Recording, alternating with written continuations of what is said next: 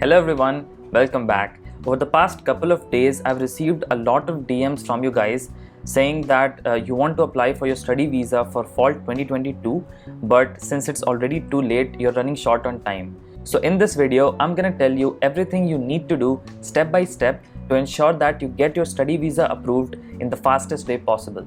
Disclaimer: the steps I'm gonna ask you to follow might be drastically different from what your consultant advises. This is because their goal is to maximize their own commissions, whereas my goal is to minimize your visa processing time. Also, what I'm going to tell you only ensures faster processing time, not a guarantee of approval, because study visas are handled on a case-by-case basis. So if your application is weak, even though the processing is quick, your visa will still get rejected. With that said, let's take a look at the steps. First of all, you need to give your medical exam upfront because it makes the process faster, as your visa application will not be put on hold for your medical exam to be processed. Medical exams usually take about 10 to 14 days to be processed and updated on the IRCC portal. I have a detailed video on the medical exam process which you can refer for more information. By the way, if you're finding value out of this video, kindly press the like button and subscribe to the channel. It helps my videos reach more people and motivates me to keep making videos like this. Once you've taken the medical exam, apply for your study permit under the regular stream, which is also known as the non-SDS stream. Your consultant might ask you to apply via the SDS stream instead, but trust me, the SDS stream is clogged with applications right now and will certainly lead to a waiting time of around 2 to 3 months. So the only viable option right now is the non-SDS stream. I had myself applied via the non-SDS stream and had recommended many other students to do the same. And the good news is that all of us got our visas approved within 20 days. In fact, many of us, including me, got our visas approved in just 10 days. Now let's look at what you should do and what you should not do in your study visa application. You should open a GIC account even though it is not required for the non-SDS stream. Opening a GIC account shows the visa officer that you have committed sufficient funds for your living expenses for the initial first year of stay in Canada.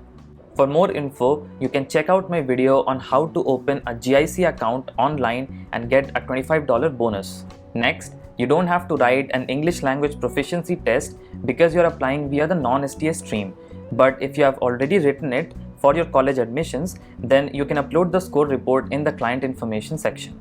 Next, don't pay your tuition fee upfront. I know your consultant will ask you to pay at least the first year of your tuition fee, and in some cases even the whole tuition fee upfront. And there is a good reason for it. They do it because they sometimes have tie-ups with some universities and colleges, so they make a lot of commission on the tuition fee that you just paid. So keep in mind that upfront tuition fee payment is completely unnecessary.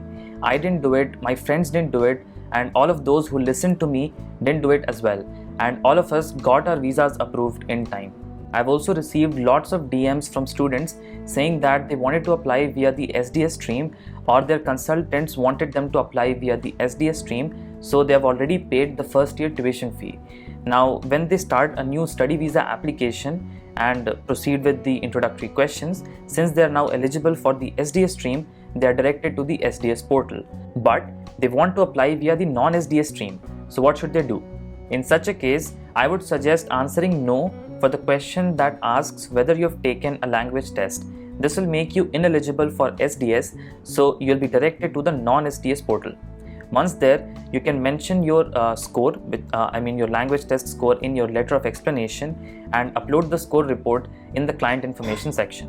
If all of this sounds confusing to you, please watch these two videos.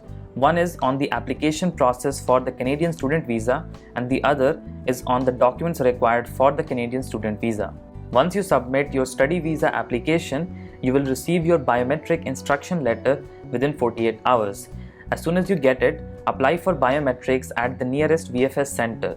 After that, you will receive an email from the VFS center with your time slot and the documents that you need to carry to the VFS center for your biometrics.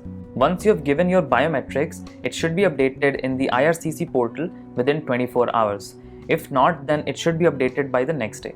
Now, since you had already given your medical exam upfront, by this time it should be updated in the IRCC portal as well. If not, then it will be in the next couple of days. Once the medical is updated in the IRCC portal, your application is considered complete, and now you can wait for the decision. Since we applied via the non-SDS route, the wait time will usually be around 7 to 10 days, and in the worst case it will be around 15 to 20 days. So that is how you should be applying for your study visa right now. Thanks a lot for watching. I'll catch you later.